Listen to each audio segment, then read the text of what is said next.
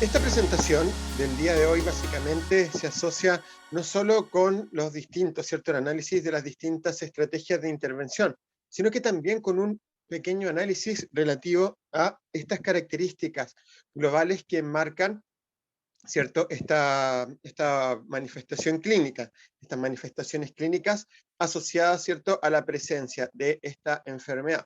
Muchos de ustedes nos han enviado, ¿cierto?, mails, nos han pedido también realizar charlas en torno a este tema, y fue básicamente por este motivo que decidimos invitar para el Congreso al logopeda español José Carlos Fernández, con quien ya habíamos trabajado de forma previa y habíamos tenido a través de la comunidad de IFAGIA una presentación de él bastante interesante relativa a la enfermedad de Parkinson, para lo cual también le pedimos en esta segunda oportunidad generara una presentación asociada desde aspectos generales hasta las diversas estrategias de intervención.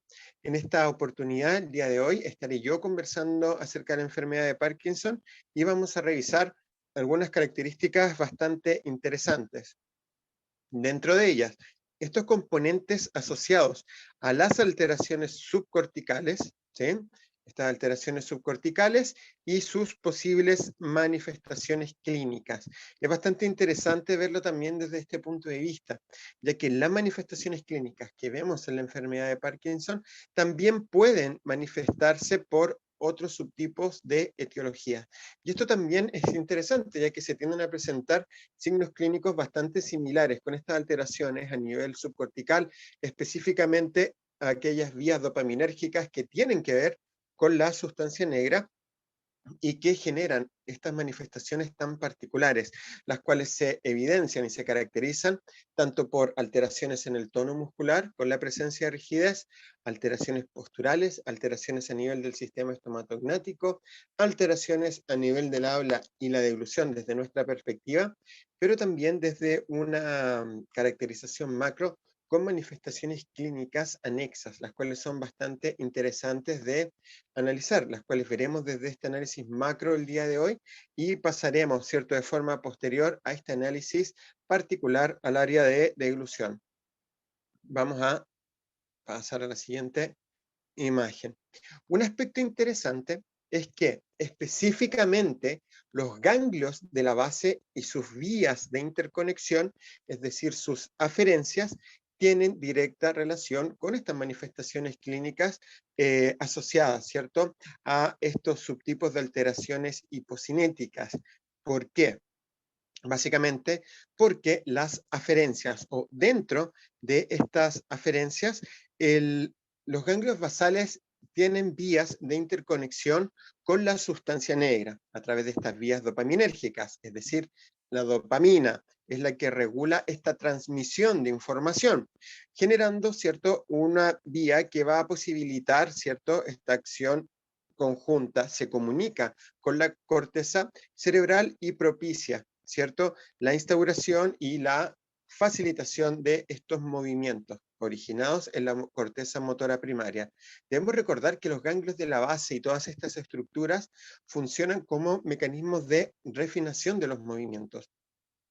Por ende, tal como lo vemos en la imagen a la derecha, no es solo la corteza motora primaria la que va a generar estos movimientos voluntarios, sino que también genera vías de interconexión con los ganglios de la base con estas estructuras, la sustancia negra, el tálamo, con estas vías, ¿cierto?, talámicas, que van a volver también, ¿cierto?, hacia estas distintas estructuras y se orientan a la corteza cerebral. ¿Por qué esto es importante para nosotros? Porque básicamente debemos comprender cómo funcionan, perdón, estas vías. Y dentro de estas vías, dentro de estas eferencias, se encuentra esta vía directa que se dirige desde los ganglios de la base hacia la sustancia negra, obviamente asociándose a esta excitación de este circuito tálamo cortical. Es decir, sería ganglios de la base, sustancia negra, circuito tálamo cortical, el cual facilitaría estos movimientos iniciados por la corteza y propiciaría esta transmisión de estos movimientos refinados, es decir, la corteza se comunica con los ganglios de la base, se genera esta refinación de movimientos y se transmite esta información nuevamente a la corteza a través de la sustancia negra y estas vías tálamo corticales, un aspecto muy importante, ¿cierto?, de considerar. Y tal como lo vemos abajo, aumentos de la transmisión por vía directa, disminuye la inhibición talámica y obviamente esto posibilitaría la presencia también de movimientos hipercinéticos. Es importante considerar que los ganglios de la base y sus alteraciones pueden conducir a alteraciones hipocinéticas o a alteraciones hipercinéticas. Esto también lo debemos tener, ¿cierto?, en consideración. Y básicamente, en resumen, sabemos que tenemos una corteza de asociación, la planificación del movimiento, tenemos los ganglios de la base y el tálamo para este procesamiento y refinación de los movimientos, y obviamente la corteza motora primaria, que es básicamente el componente que va a permitir la activación y la ejecución de movimientos voluntarios. Entonces tenemos una interesante representación, ya que tendemos, ¿cierto?, a analizar los componentes propios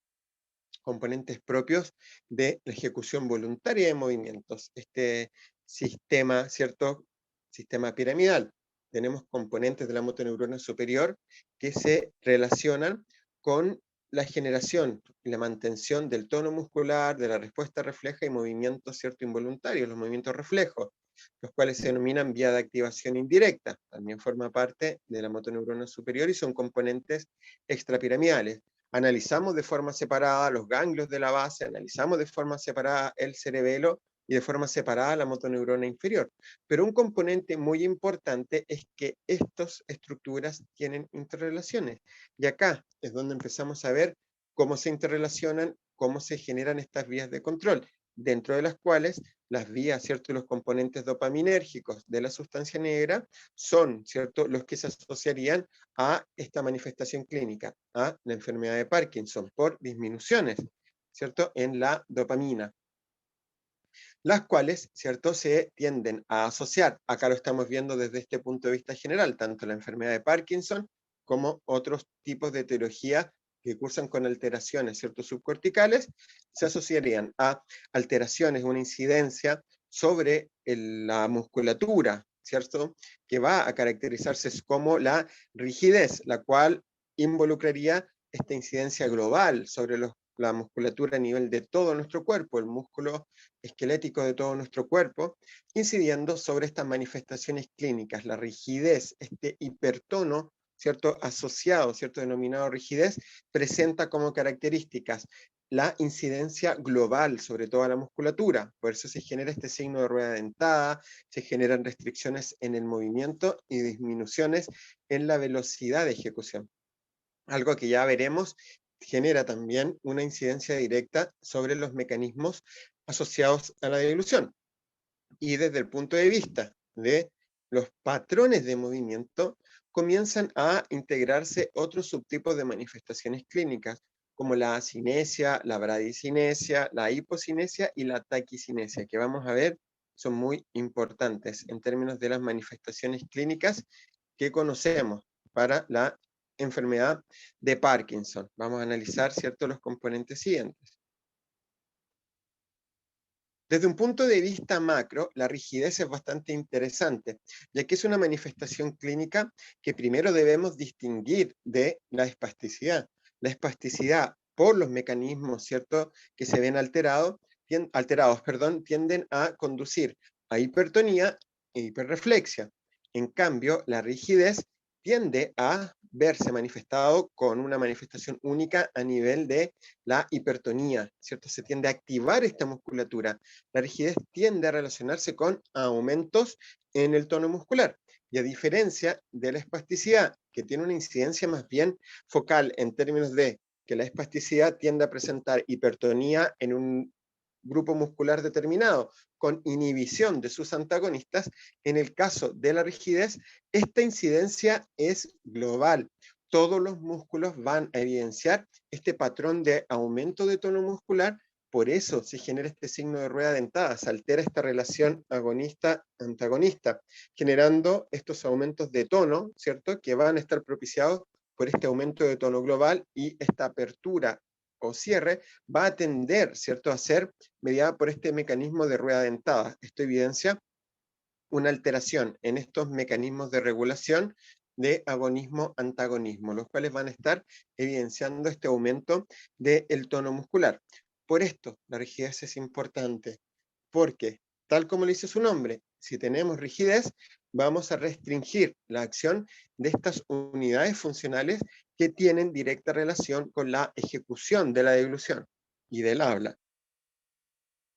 Vamos a revisar el siguiente componente. Dentro de estos componentes es bastante importante destacar dos elementos. La rigidez no solo es un aumento en el tono muscular global de todos los músculos, agonistas, antagonistas, ambos.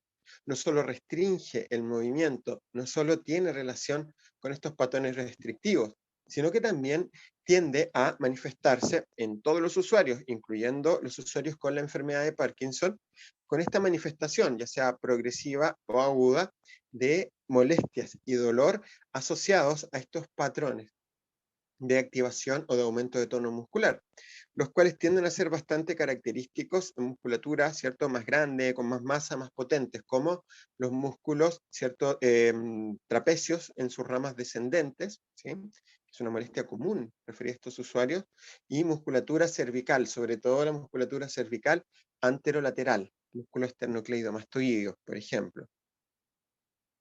De forma conjunta, la incidencia sobre el sistema estomatognático tiende a ser bastante interesante, ya que la presencia de rigidez incide sobre todo el músculo esquelético de nuestro cuerpo. Esto, por una parte, conduce a alteraciones posturales. Estas alteraciones posturales, recordemos, pelvis, tronco, cintura escapular, tienen directa relación con el control cráneo cervical como primera unidad funcional estomatognática. Y estos cambios en esta unidad funcional cráneo-cervical conducen a una incidencia directa sobre las otras unidades funcionales.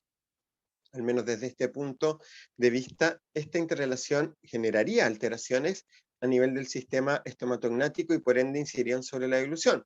Y el otro componente asociado sería la misma incidencia de la rigidez, en particular sobre el músculo esquelético cráneo-cervical, es decir, todos los componentes y toda la musculatura cefálica se va a ver afectado por este tipo de manifestación clínica.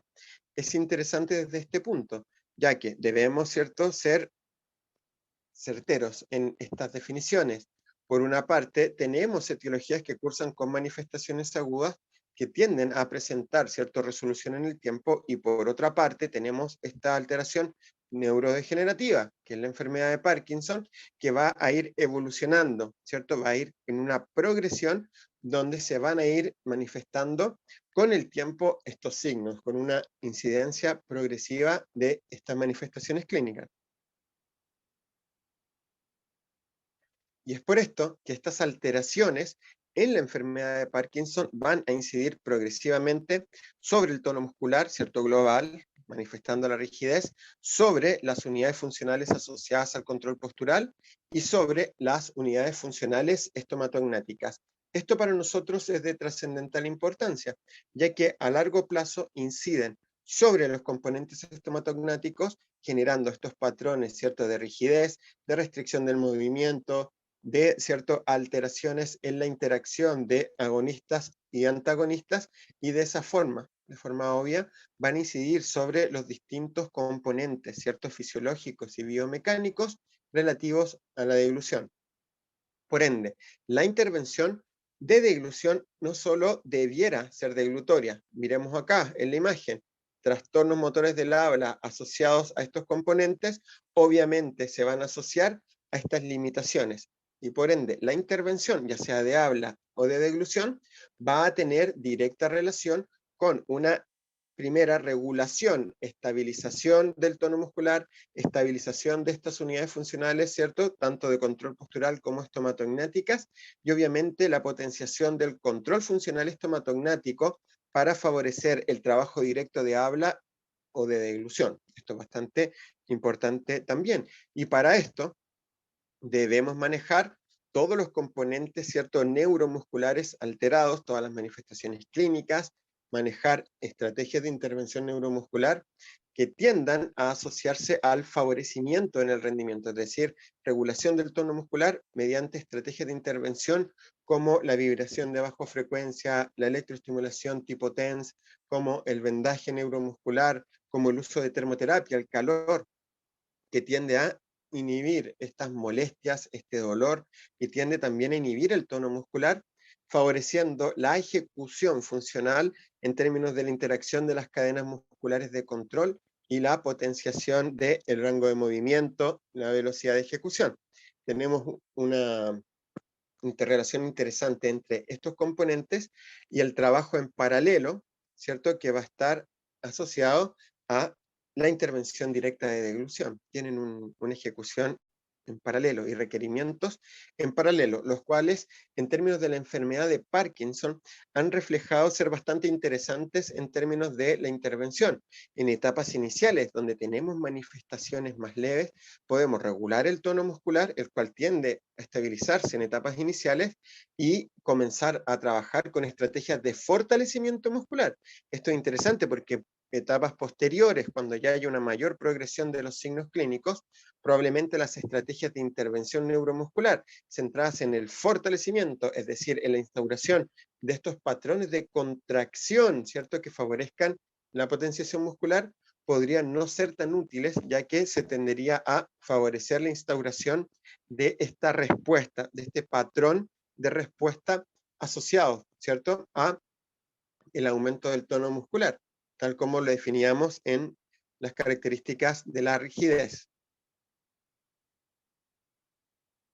A nivel de este control postural, los usuarios con este tipo de enfermedad, con la enfermedad de Parkinson, tal como lo vemos en esta imagen. Esta imagen la vamos a comparar con otra imagen, ¿cierto?, de un usuario con Parkinson, específicamente en términos del control postural. Refleja, en el caso de la enfermedad de Parkinson, una evolución progresiva a este tipo de manifestaciones clínicas, incidencia sobre el control postural, a nivel pélvico, a nivel de tronco, a nivel de la cintura escapular y a nivel cráneo cervical. La pelvis tiende a asociarse a estos posicionamientos más que en anteversión, en retroversión, es decir, esta elevación anterior y descenso de la pelvis a posterior, lo cual conlleva también y se asocia a, ¿cierto?, estas tendencias a la flexión, ¿cierto?, y a este posicionamiento del tronco característico como el que vemos en la imagen, el cual altera también el posicionamiento de la cintura escapular, que va a estar también influenciada por la rigidez, llevando también a anteriorizaciones, incluso flexiones conjuntas a nivel, cierto, cefálico. Esto obviamente, como unidad de transición, la unidad cráneo-cervical como unidad de transición, al presentar estas modificaciones, modifica los puntos de inserción craneal de diversos músculos, ¿cierto?, a nivel cefálico. Y esto a la vez va a incidir sobre las alteraciones en las distintas unidades funcionales estomatognáticas subyacentes. Por eso es importante integrar el control postural. Estos componentes, ¿cierto?, solo desde el punto de vista cráneo-cervical, tienen todas estas cadenas musculares asociadas, las cuales van a ser incididas, van a estar, ¿cierto?, alteradas por la manifestación clínica de la rigidez progresiva en la enfermedad de Parkinson y por las modificaciones también progresivas en el control postural, conduciendo a un aumento progresivo de estos patrones de anteriorización cefálica y de flexión, los cuales pueden ser intervenidos desde etapas iniciales, favoreciendo, ¿cierto?, la regulación de este tono muscular y potenciando esta musculatura para regular estas cadenas musculares. A largo plazo, esta manifestación clínica se va a instaurar. ¿Y qué es lo que ocurre con esto? En el largo plazo, los usuarios tienden a referir molestias y mucho dolor, sobre todo en el trapecio descendente, en esternocleidomastoideos, también en la musculatura suprayoidea e infrayoidea. Por ende, la intervención no solo se centra en la inhibición muscular para poder generar este trabajo asociado, sino que también en la intervención centrada en la analgesia para disminuir estos patrones de molestia. Y dentro de mi experiencia, ¿cierto?, y la experiencia de algunos colegas, habitualmente refieren que los usuarios tienen muy buenos patrones de respuesta para este concepto de analgesia, al uso conjunto de vibración de baja frecuencia y también a algunas posturas, algunas aplicaciones de vendaje neuromuscular de forma conjunta. Eso es bastante interesante también. En términos de la incidencia sobre las cadenas musculares cervicales anteriores, básicamente al estar supeditadas a este aumento progresivo de tono muscular, tanto supra como infrayoideo, se propiciaría esta restricción de movimiento del complejo biolaringio progresiva. Por ende, nuestro trabajo desde etapas iniciales tiene que enfocarse en esta regulación inhibitoria desde la musculatura cervical posterior, inhibitoria de la musculatura cervical anterior y anterolateral, para mantener estos patrones de control cefálico adecuados la mayor cantidad de tiempo posible y para mantener también una adecuación y estabilización anterior, supra e infrayoidea, ¿cierto? Mediada por esta regulación del tono muscular y de las cadenas musculares por el mayor tiempo posible.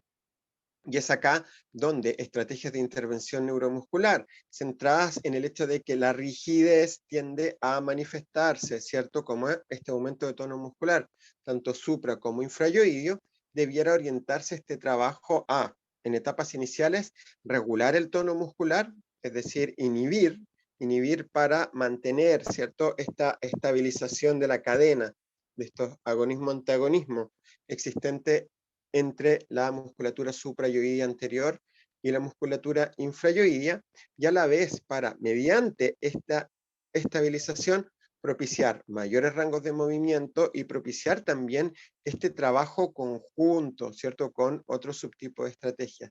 Inicialmente, los usuarios logran generar un trabajo mixto, es decir, estabilización, ¿cierto?, muscular y estrategias de fortalecimiento. En el largo plazo, estas estrategias de fortalecimiento podrían, ¿cierto?, potencialmente llevar a una sobreactivación y aumentar las molestias. Por eso tenemos que ir evaluando de forma constante.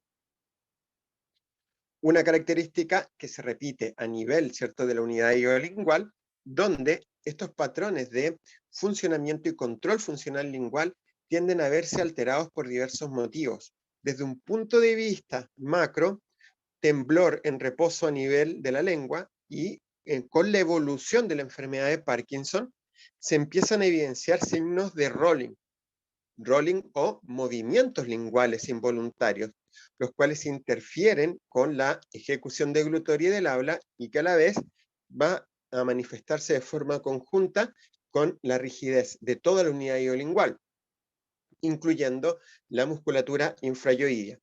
Por una parte, el control iolingual involucra la musculatura lingual y la musculatura infrayoidea a través del hueso yoides, que posibilitan estos movimientos anteroposteriores, actuando como antagonistas. Pero, ¿qué es lo que ocurre acá? Al estar rígido, la rigidez y la restricción de movimiento del complejo biolaringio genera obviamente una restricción de movimiento en este plano anteroposterior, dificultando también el control lingual. Por ende, debiéramos también instaurar estrategias que propicien un mejor control, independiente de que la evolución genere, ¿cierto?, una mayor manifestación del temblor en reposo lingual y una mayor manifestación clínica de estos signos de Rolling. La inhibición infrayoidea y la inhibición de la musculatura lingual tiende a beneficiar también el establecimiento de mejores patrones de control y obviamente una disminución de las molestias. Característica que se replica a nivel craneomandibular, sobre todo en estos patrones de apertura-cierre para el control craneomandibular. Obviamente la rigidez va a generar, ¿cierto?, una limitación en términos de las cadenas musculares craneomandibulares, y esto también debe ser intervenido, tanto para el habla como para la deglución, facilitando estos movimientos mediante inhibición de las cadenas de control del maxilar inferior, las cuales no solo son ascendentes y descendentes, debemos incluir los músculos ascendentes, descendentes, de lateralización, de protrusión y de retrusión de esta estructura. ¿Cómo? Básicamente integrando estrategias inhibitorias para este tipo de cadenas musculares en etapas tempranas, con tareas de potenciación muscular, en etapas más tardías evaluar la respuesta a estas estrategias.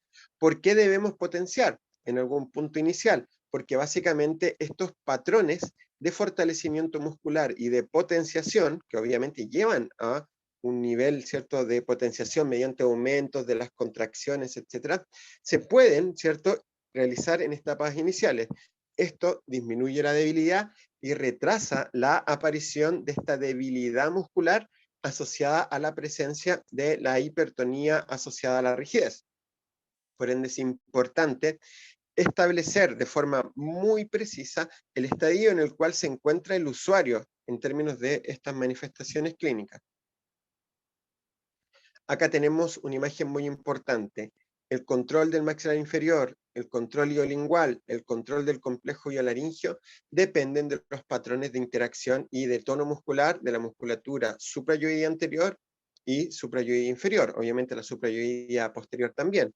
¿Por qué? Porque estos aumentos de tono muscular restringen el movimiento del complejo iolaringio y estas estructuras participan tanto del control craniomandibular en los movimientos de apertura como agonista y del control de este desplazamiento a posterior de la unidad iolingual, ¿cierto? Actuando como agonista también.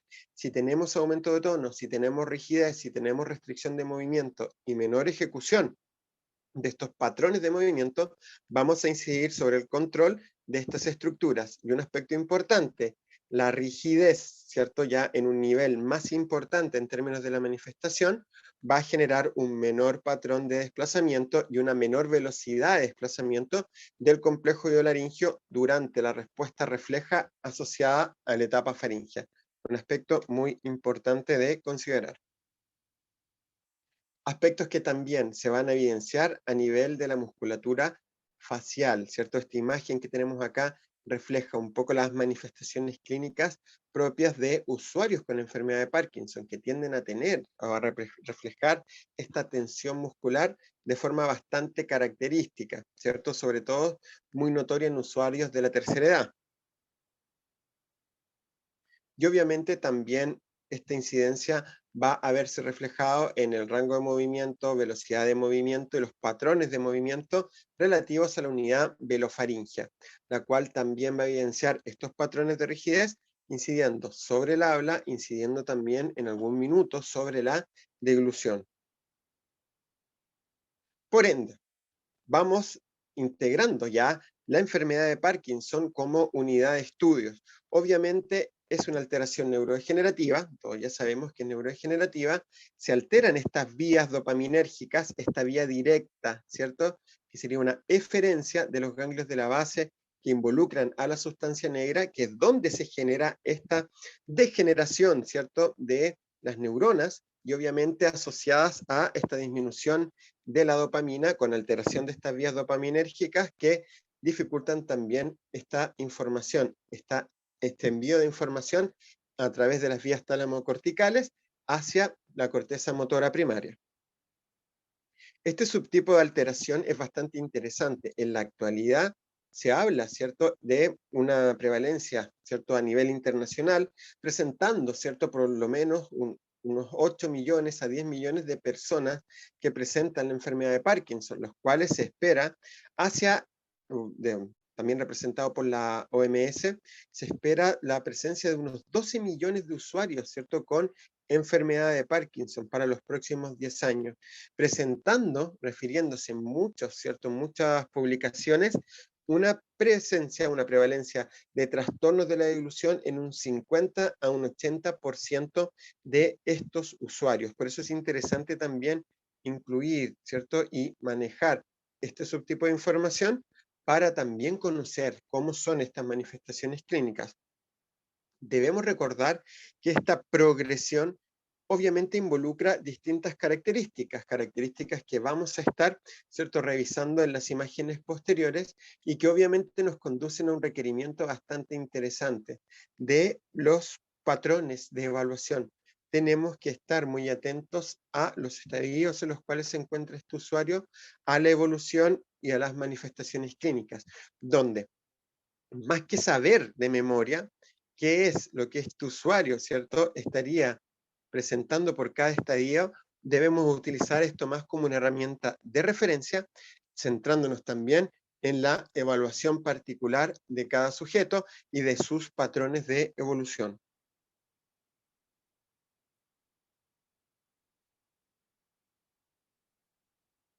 donde obviamente se van a reflejar estas manifestaciones clínicas.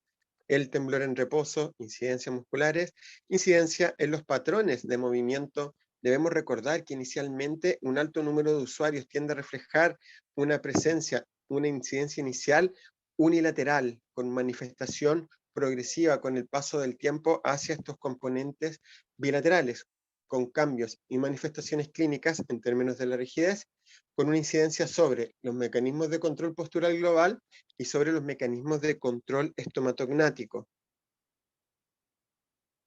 los cuales pueden asociarse a un alto número de alteraciones a nivel, ¿cierto?, del habla. Acá lo vemos reflejado en los procesos motores básicos, respiración, fonación, articulación, resonancia, en la prosodia. Progresivamente se tiende a evidenciar, ¿cierto?, estos patrones de disartria hipocinética con estas características, las cuales también se ven interferidas por otras manifestaciones clínicas, como esta tendencia a aumentar la velocidad de ejecución. La presencia de palilalia también es bastante interesante, los cuales se suman a todos estos componentes que van a incidir sobre el habla del usuario. Un usuario que en esta foto vemos refleja estos patrones de alteración en el control postural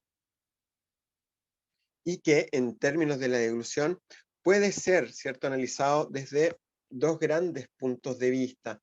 Un primer punto de vista deglutorio desde estos componentes macro, es decir, cómo estas manifestaciones, como el temblor en reposo, como el rolling, como la rigidez, van a incidir sobre los componentes relativos al control postural y cómo van a incidir en cada, ¿cierto?, en cada subtipo de ingesta, pensando en los modelos fisiológicos de ingesta de líquidos y de ingesta de sólidos, cada uno con sus manifestaciones.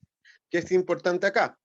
Dentro de las descripciones, dentro de esta progresión, obviamente se describen la presencia de temblor en reposo, rigidez, la incidencia de estos componentes sobre el control postural y sobre las unidades funcionales estomatognáticas, obviamente por la incidencia de la rigidez y por esta interrelación asociada a las manifestaciones clínicas.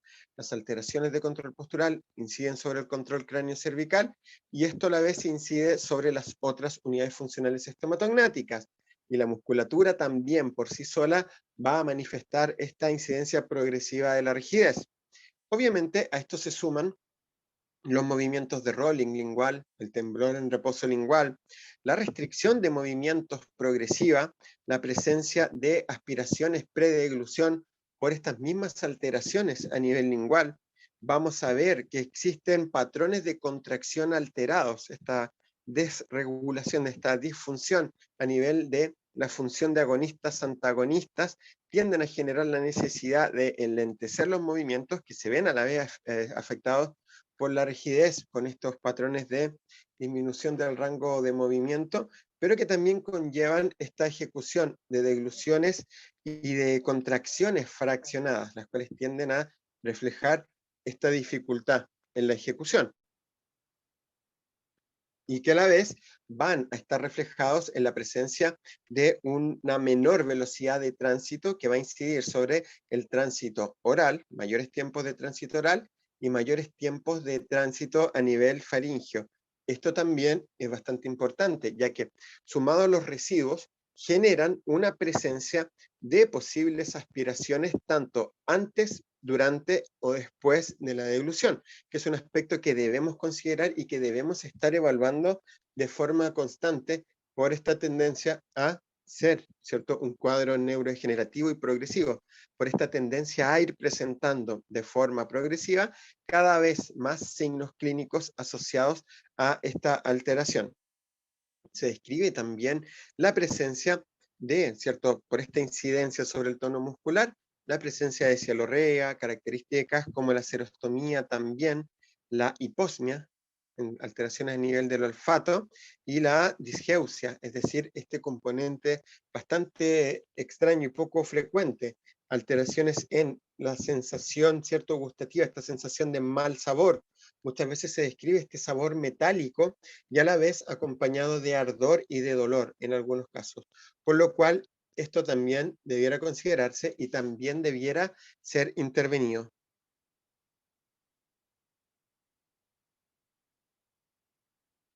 Vamos a dar paso a esta imagen donde vemos, ¿cierto? Vemos estas manifestaciones clínicas que son bastante importantes. Estas manifestaciones que ya hemos visto, el temblor en reposo, la incidencia muscular, esta incidencia global, estos movimientos de rueda dentada, restricción en el rango de movimiento, menor velocidad de ejecución, alteraciones posturales, alteraciones estomatognáticas, se ven acompañados siempre, se describe, de asinesia, bradicinesia, ¿cierto? Esta disminución en la ejecución, ¿cierto? En los movimientos, menor velocidad. Hipocinesia, menores movimientos, taquicinesia, también asociados a estos componentes, donde obviamente, ¿cierto? Se van a estructurar estas manifestaciones clínicas, pero la presencia de este tipo de manifestaciones no es dentro de todos los estadios. De hecho, tal como lo vemos en esta imagen, se habla de que las manifestaciones preclínicas tienden a manifestar estos componentes que vemos, ¿cierto? A nivel olfatorio, puede ser constipación, ansiedad, depresión, como un componente previo. Dentro de estas primeras etapas, estas etapas tempranas, vamos a ver cómo, ¿cierto? Se empiezan a manifestar signos como la bradicinesia, la rigidez, ¿cierto? Algunos casos tremor y algunos síntomas no motores, no motrices, que pueden ver también con este componente cognitivo. Y ya en etapas avanzadas, tal como lo vemos, ¿cierto? En la imagen adjunta, se empieza a instaurar toda esta serie de cambios tanto motrices como no motrices. Debemos recordar que también, fuera de estos componentes como ansiedad, depresión, a largo plazo se describe también en un alto porcentaje de usuarios la presencia de demencias en este tipo de sujeto en este tipo de enfermedad. Por ende, debemos integrar este tipo de manifestaciones clínicas hacia la intervención de deglución, donde estas mismas manifestaciones podrían incidir sobre el proceso de alimentación y de deglución, por lo cual deben ser integrados, al menos desde estrategias compensatorias.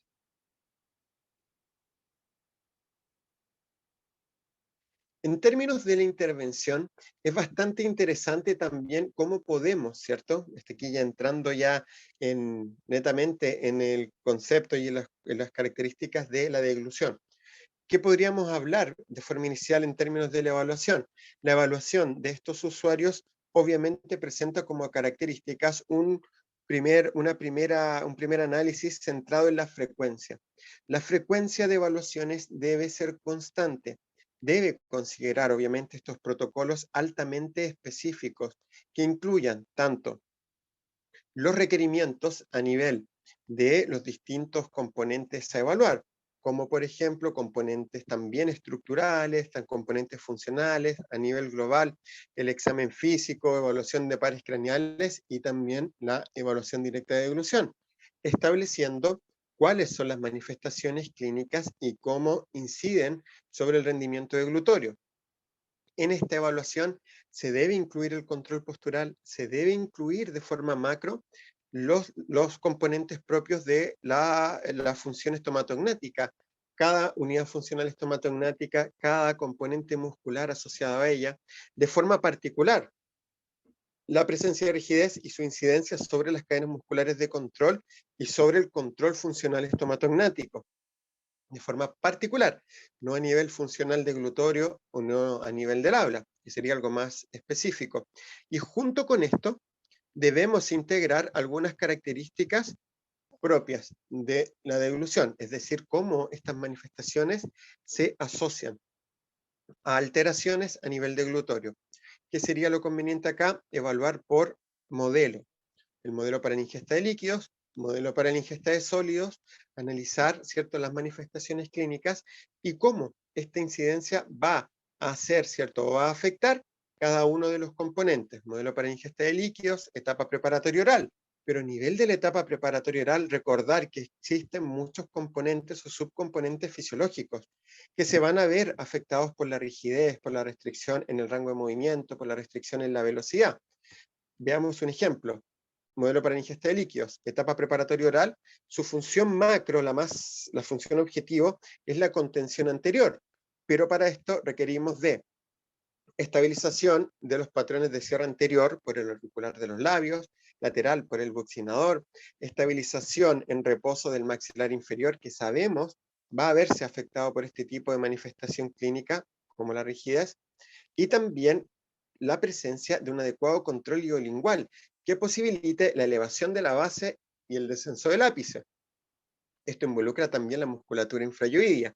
Y si estos usuarios presentan precisamente rigidez y restricción en los patrones de movimiento del complejo hiolaringio, obviamente van a incidir sobre este control para la etapa preparatoria oral. Etapa oral requiere nuevamente cierre anterior, cierre lateral, estabilización del maxilar inferior, control iolingual para pasar de esta etapa de contención a un descenso de la base, elevación del ápice, generación de presiones isométricas y posteriorización de estas presiones isométricas. Recordemos algo, la rigidez se asocia a hipertono y debilidad, por ende la debilidad incidiría también no solo sobre el desplazamiento, no solo la unidad iolingual, también incide sobre los niveles de presión isométrica, sobre el paladar duro y su posteriorización. Si pasamos al modelo para la ingesta de sólidos, la etapa de transporte 1, recepción y transporte del contenido hacia los molares para su procesamiento, se va a ver incidida. ¿Por qué? Porque requiere de protección anterior, protección lateral, de estabilización del maxilar inferior y de estos movimientos anteroposteriores linguales que posibilitan el traslado. Ahora, pensemos en esto. Tanto contenidos líquidos como sólidos se van a ver afectados por los movimientos de rolling. ¿Sí? Estos movimientos, ¿cierto?, de la lengua en distintos planos del espacio que van a generar dificultades en la contención anterior, dificultades en el transporte 1, dificultades en la masticación y dificultades en el transporte 2.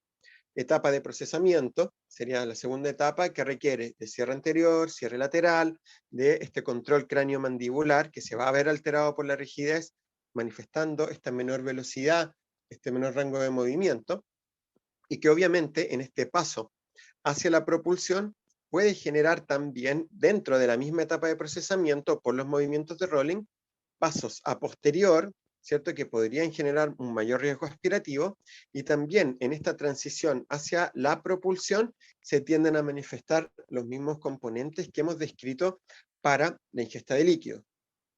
Tenemos un riesgo, en la medida que estos signos se exacerban, tenemos un mayor riesgo aspirativo, los cuales se suman a las mismas restricciones a nivel de la etapa faríngea.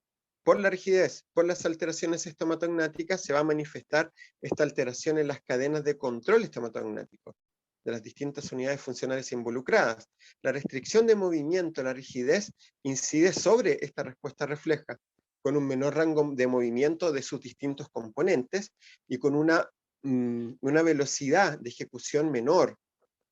Por ende, aumenta el riesgo aspirativo durante, ¿cierto?, el reflejo de deglución, con un menor desplazamiento a nivel velofaringio, a nivel del complejo hiolaringio, lo cual incidiría este menor desplazamiento y menor velocidad sobre la apertura del esfínter esofágico superior, también alteraciones a nivel faríngeo, a nivel de la pared faríngea posterior, aumentando el tiempo de tránsito, aumentando la posibilidad de residuos y por ende aumentando la posibilidad de presentar eventos penetrativos o aspirativos. Esto es lo que debemos evaluar. Por ende, en este tipo de usuarios es de trascendental importancia una adecuada evaluación clínica y también una adecuada evaluación instrumental para poder determinar cuál es la real magnitud e incidencia de este tipo de alteración. En base a esto, podemos pasar a un proceso de intervención. Un proceso de intervención que debe estar centrado, tal como lo hemos dicho de forma previa, primero en estabilizar el tono muscular. Ya vimos que desde etapas tempranas se empieza a manifestar la rigidez. Debemos estabilizar el tono muscular, debemos estabilizar mediante esta estabilización de tono muscular y cadenas musculares los patrones de control de unidades funcionales del control postural para facilitar y propiciar un adecuado control pélvico de tronco de la cintura escapular, retrasar las manifestaciones clínicas, favoreciendo el control craniocervical. Es decir, es importante este trabajo como equipo transdisciplinario. Debemos intervenir y estabilizar el tono muscular, ¿cierto?, estomatognático a nivel cefálico de todos los componentes de todas las unidades funcionales estomatognáticas, estabilizando las cadenas musculares de control de estas unidades funcionales y a la vez con esto propiciando un mejor contexto para el trabajo de la deglución. Esta estabilización debe considerar patrones importantes que tienen relación con el control funcional dentro de una función específica. Esto también es importante desde un punto de vista de la intervención posterior, pero cuando hablamos de estos patrones de estabilización, debemos considerar un aspecto bastante importante. Esta intervención, vamos a parar un poco, que al parecer alguien está con el micrófono prendido. De repente se activan los micrófonos. Ahí lo logramos.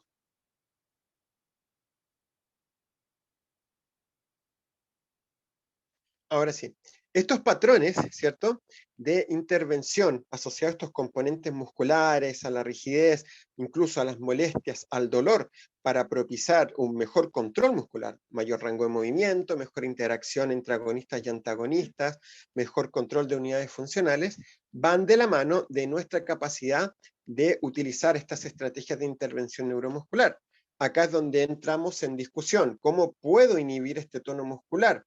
Primero, la inhibición del tono muscular debe ser una estrategia previa al trabajo funcional. Por ejemplo, en etapa inicial, donde podemos utilizar estrategias de fortalecimiento, debiera primero buscar estrategias de inhibición para después trabajar este fortalecimiento. En etapas posteriores, estas tareas de fortalecimiento que habitualmente tienden a aumentar el tono, deben ser eliminadas por estrategias que probablemente favorezcan este fortalecimiento con una menor carga, como las tareas, por ejemplo, expiratorias, en el caso de la musculatura suprayóides.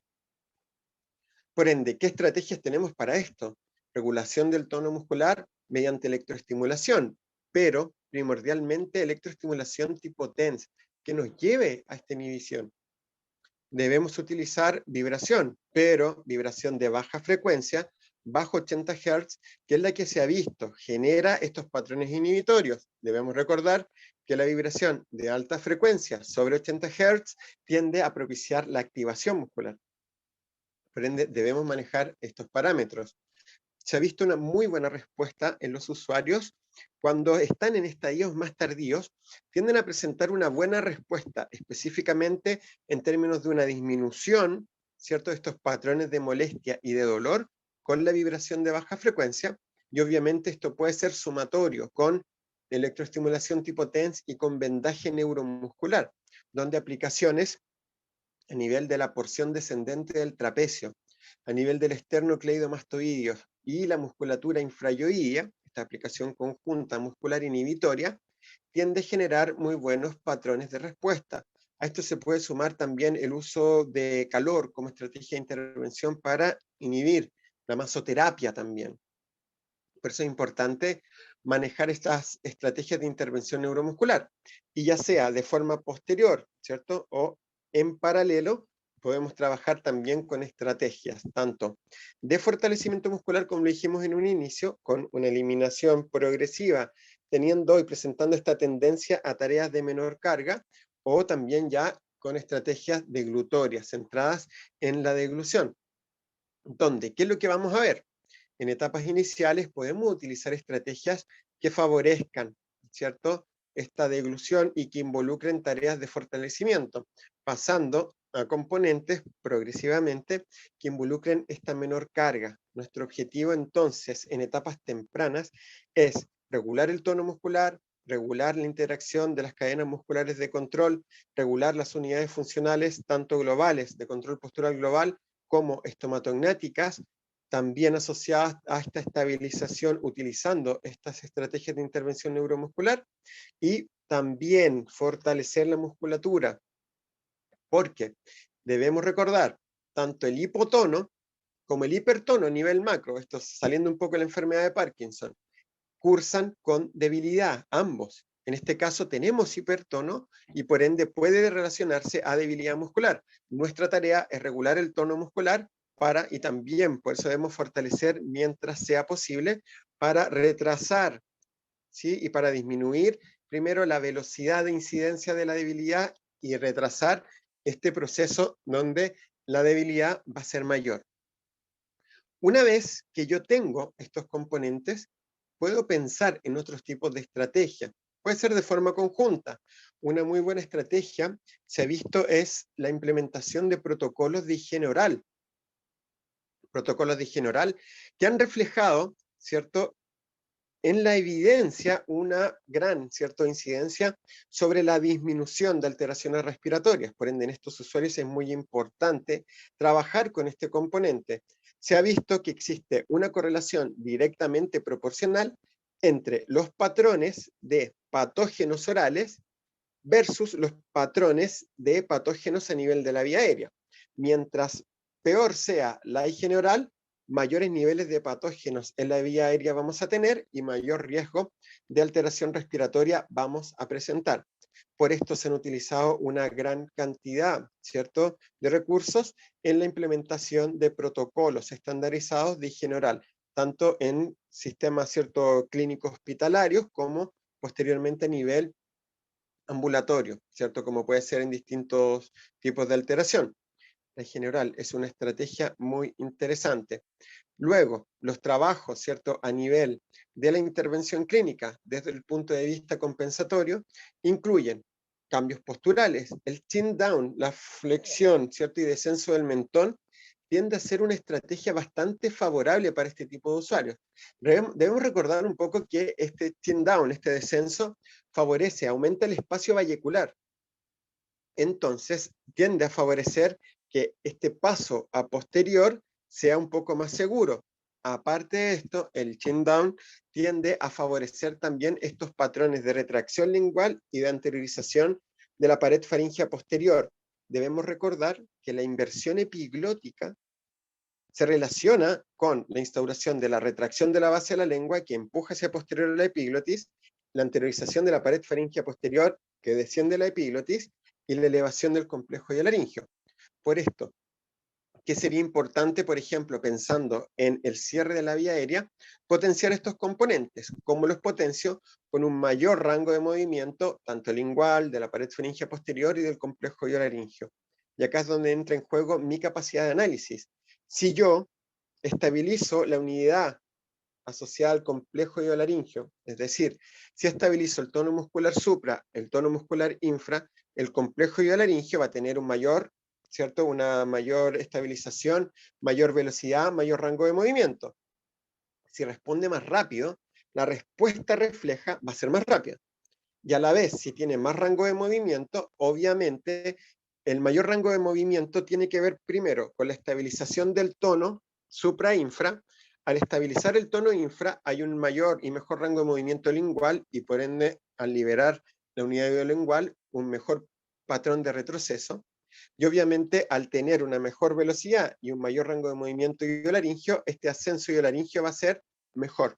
Si integro el chin down, se amplía este espacio vallecular, favoreciendo el paso, ¿cierto?, en protección, vamos a tener un mayor retroceso y un mayor contacto entre la pared faríngea posterior y la base de la lengua, por ende una mayor protección de la vía aérea, solo por este ascenso y por este patrón de inversión epiglótica, haciendo más segura la deglución.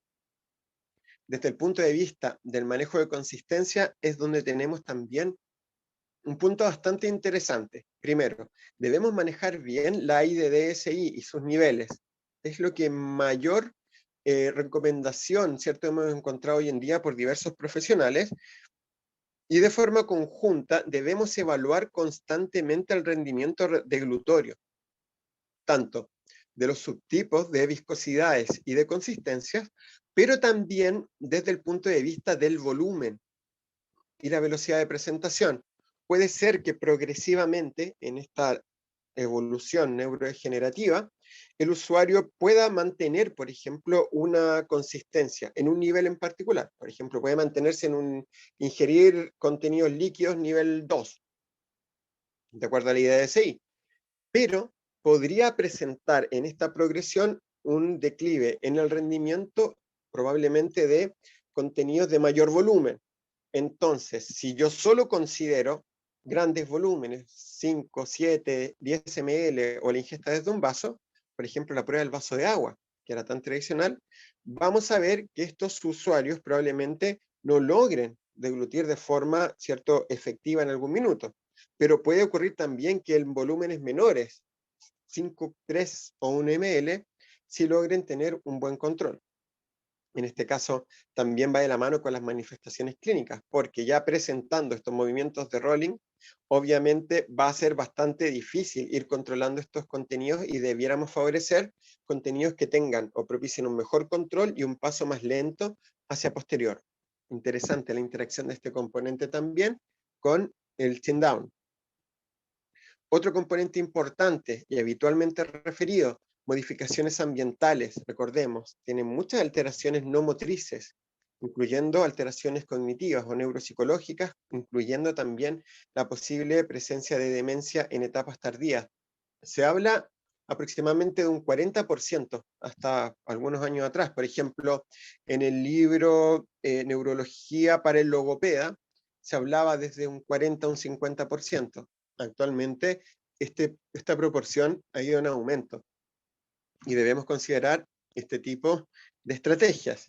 Y dentro de esto, también se debe considerar esta implementación anexa, utensilios para la alimentación. Debemos recordar que este temblor en reposo también en algunos casos puede afectar la alimentación.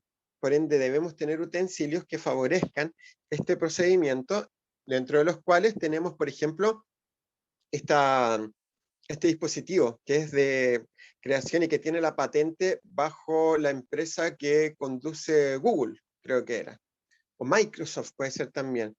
¿Qué es lo que ocurre con esto? Este dispositivo se adapta para que la vibración no afecte a la cuchara, es decir, se genera el movimiento, pero la cuchara se mantiene estable. Y esto propicia un mayor patrón, un mejor patrón de alimentación, de deglución. Y por ende, esto también es interesante porque tenemos que incluir un aspecto importante. Tenemos que incluir este aspecto que a la vez es más social y relacionado a la calidad de vida. Es decir, que el usuario se pueda autoalimentar. Eso también es importante, al menos desde el punto de vista de las manifestaciones no motrices. Esta ansiedad, esta depresión también tiene que ver con esta restricción progresiva de esta capacidad, ¿cierto?, de autonomía. Por ende, con esto potenciamos también este tipo de factores a lo largo del tiempo. Tal como lo vemos en esta imagen, es bastante multifactorial, ¿cierto? Multifactorial la posible incidencia de la enfermedad de Parkinson sobre la deglución. Y por ende, también tenemos una gran cantidad, ¿cierto?, de aspectos que debemos considerar para este proceso de intervención, que es un aspecto que hemos venido también incluyendo. ¿Qué estrategias podemos ver? Tal como lo vemos en la imagen, la rigidez, puede utilizar electroestimulación tipo TENS, vibración de baja frecuencia, termoterapia, vendaje neuromuscular. Desde un punto de vista sensorial, también es importante generar estimulación por distintas vías, estimulación, por ejemplo, también gustativa, trabajar, ¿cierto?, este componente, estimulación, por ejemplo, a estímulos, ¿cierto?, más asociados a los mecanorreceptores, estimulación al contacto, estimulación gustativa, estimulación térmica, fortalecimiento también de la musculatura en etapas iniciales, recordemos esto, regular la incidencia de la debilidad, la velocidad de aparición, ¿cierto? La velocidad de incidencia en la cual va a ir, ¿cierto?, manifestándose. Por ende, estrategias de fortalecimiento podemos tener. ¿Qué sería importante en esto recordar? Que tenemos que, en la medida que aumente la manifestación clínica de la rigidez, disminuir también el nivel de carga asociado, porque podría incidir sobre un mayor patrón de hipertono, un mayor patrón de molestia, y también va a estar asociado a signos clínicos anexos como molestias dolor. ¿Qué estrategia ha evidenciado tener una muy buena respuesta? Básicamente las tareas de índole respiratoria. Dispositivos como los dispositivos EMST, que son los que estamos viendo en el video adjunto, estos dispositivos expiratorios tipo threshold, es decir, contra resistencia, han evidenciado tener una muy buena respuesta en este tipo de usuarios. De hecho, Christine Sapienza, que fue la primera autora que refiere el uso de este tipo de dispositivos, realiza todo su trabajo inicial en usuarios con Parkinson. Y existe mucha información, mucha evidencia en torno a su uso. Y obviamente algunas estrategias, por ejemplo, como los programas, ¿cierto? Tipo EMST. En la imagen dice RMST porque involucra todos los dispositivos, respiratorios, tanto de inspiración como de expiración. Los dispositivos EMST son de expiración. Y este tipo de estrategias habla de una implementación basada siempre en un 75% del rendimiento del usuario, objetivo del rendimiento del usuario. En usuarios con Parkinson, esto podría ajustarse a su rendimiento en términos de que no siempre, y al ser una enfermedad neurodegenerativa, van a poder trabajar con este porcentaje. Por ende, podría ser menor en la medida que aumenten los patrones de rigidez y de incidencia sobre su rendimiento.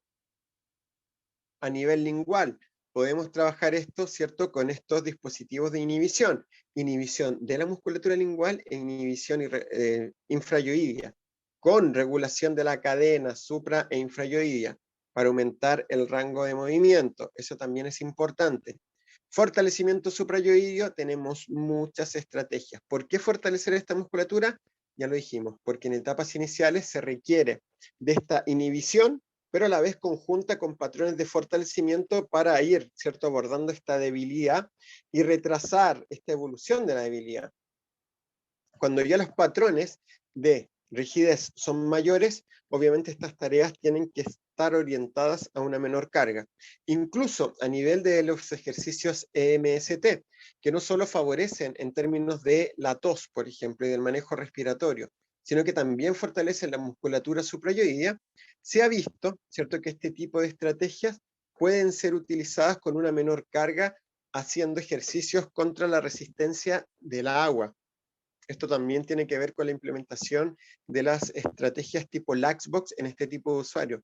Se han visto también que favorecen la deglución con una tarea expiratoria de menor carga, por eso es importante utilizarla, dentro de las cuales también se han utilizado todas las estrategias tradicionales de deglución, incluyendo en etapas iniciales estos programas de fortalecimiento lingual con dispositivos como el dispositivo IOP o u otro tipo de estrategias, con esta disminución parcial en las cargas y también eliminación en los casos que sea necesario al progresar a etapas ya más tardías.